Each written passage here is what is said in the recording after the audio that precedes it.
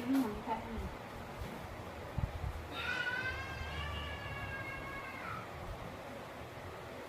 Sige ma'am, tulak mo. Sige na, tulak mo lang. Iangat yung pet ma'am. Yan, ganyan. Sige, diretso mo. Okay lang, mali kasi ilaw ka. Sige ma'am, diretso mo pa. Sige, makapagtulungan ka ha. Position ko. Sige, diretso mo ma'am. Tulak.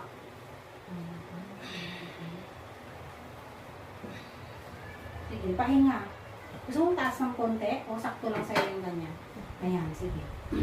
Pwede din mo. Ito po. Balin mo.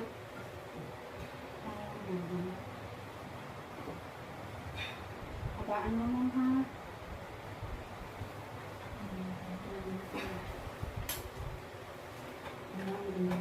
Sirami ko kung sino mga mamawaan mo. Ha?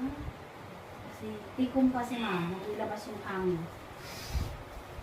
Ganon, parang lumatay ng matigas. Yung parang kanina napapatay ka, ganon. Hatak mo dito, tapos huwag mong patigasin to, lambot mo lang, ganyan. Tapos dito ang hawak. Ma'am, dito hawak mo. Yan, huwag sa taas. Sige, bangon mo lang. Angat ulo. Sige na. Habaan mo. Kung kaya mo ng 10 to 15 seconds. Hawakan mo pa. Sige ma'am, 1, 2, 3, tulak.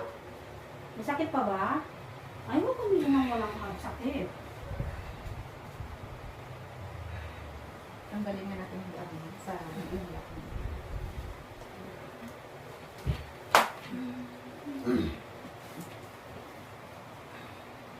Ay, ano ka na? 10 minutes na siya.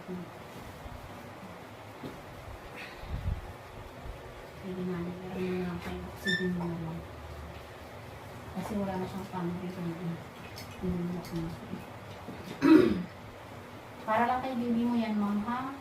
Oxygen. Pagka may sakit, habaan mo lang, no?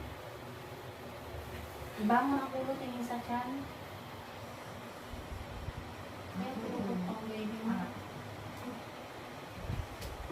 Gamitin mo yun. Okay ka lang, hindi ka nahihilo, ang mga nararamdaman.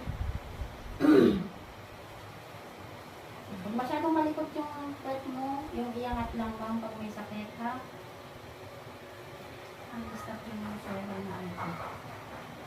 Stop lang. Okay. Huwag mo masyadong ibaliko yan, ma'am.